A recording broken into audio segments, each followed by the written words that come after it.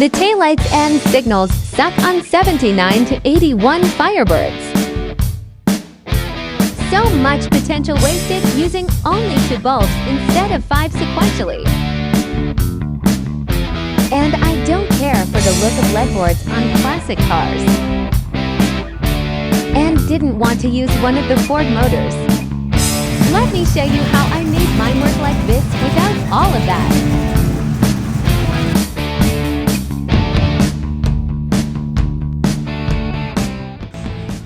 Alright, so this originally started off with a reverse light bucket, which has got a clear lens in there.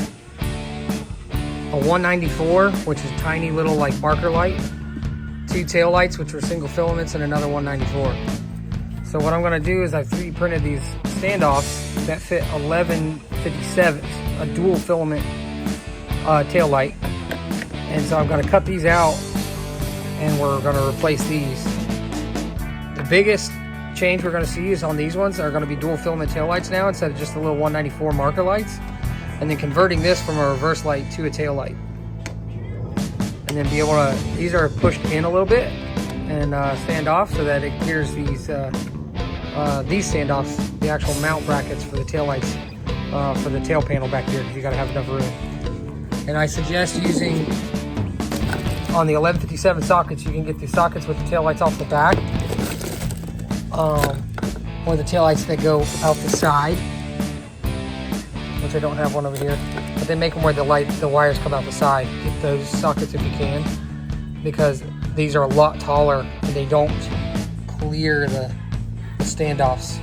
You need the ones with the wires that go out the side. Plus it makes it easier just to build your harness across the tail light. They just go boom, boom, boom, boom. As long as you clock these the right way so that your socket lays properly when you cut it. And the easiest way to do it is just a Dremel with, like, this has got a 120 on it. And you literally just go in circles until it's big enough for the inside of this standoff here. Just drop it right in there. And then we'll just epoxy the hell out of this lip. Drop it in there, and once it's in, seal it up. You can respray the inside chrome, but I didn't really notice a difference with just there's a little bit of black on the inside of it with actual like light reflection or anything. So we're gonna pop these clips off all the way around. There's a couple screws. This is the gas door. We'll pop it off, just get it out of the way for now.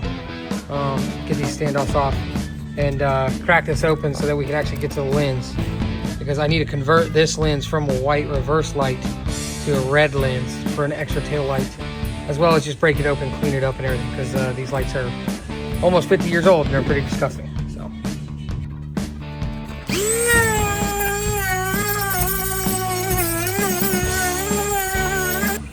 Alright, for me, since this is the left tail light and I want to be able to clock these properly, since I want the wires to run a certain way, my gas cap's in the middle, so it's running this way. I want to run them in series. So technically this is my number 1 light because it starts in the middle and blinks out. So 1, 2, 3, 4, 5. Now, my wire harness on the car is on this side, so I'm going to run everything over here. And I'm going to jump the wires over to the right tail light and it'll control it separately. But I want the board and the circuits all over here. So I want to make sure I clock my wires a certain way so they're down and running this way and then into the car where the original harness came out. So I just want to make sure that the way these lights will only go in one way. So on mine, the fat prong, number 4 prong, I need to be clocked basically a little bit up and to the right. So you just want to make sure you clock them all the right direction. This one I'm clocking a little bit more down, just so it can meet up with the harness when it comes underneath this standoff here. And then this one I had to notch a little bit just to go around that standoff. So what I'm doing is I'm taking some just regular super glue, like CA glue and activator, just tacking them in place. And then I'm going to come back in and I'm actually going to run a bead of sealant all the way around these so that they don't leak or anything like that. And also hold them just in a little bit better.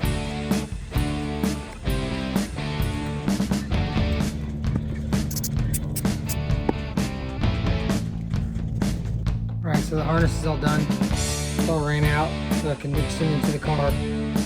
Starting with bulb number 1, I tied all the grounds together, then tied all the low side tail lights all together, and then I ran a line from each one, labeled 1, 2, 3, 4, 5, ran out. So now I have everything that runs together. So I just need one ground that comes in, one hot that comes in for the low side running lights, tail lights, and then I will have the relay will trigger each one in series, starting with number 1 on the inside and work its way out. Now, number 1 defaults, so even if this one is running directly off the car's flasher, so even if my relays die on me, I will still have a brake and a turn signal from the car side using this one.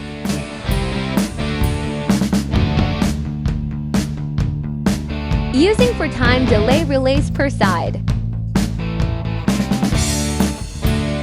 Run in series with each one triggering the next. Lots of trial and error for timing. 3D printed holder for load testing.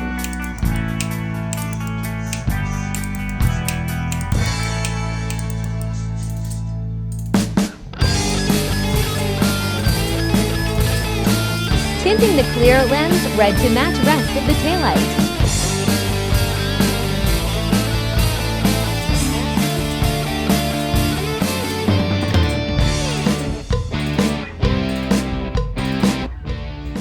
Okay, so this is the setup I got that is controlling my 5 turn signals. So I have this exact same setup on my right side of the taillights as well.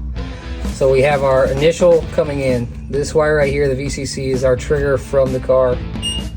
This is just the power coming in from the actual flasher from the car. So this is what's actually blinking from the car.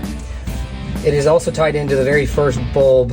So the first bulb is actually controlled by the car. So even if this were to fail, I still have turn signal and brake light on the car because it defaults from the flasher. We have a ground that just comes in, just ground for all the relays. And then in the middle is our supply.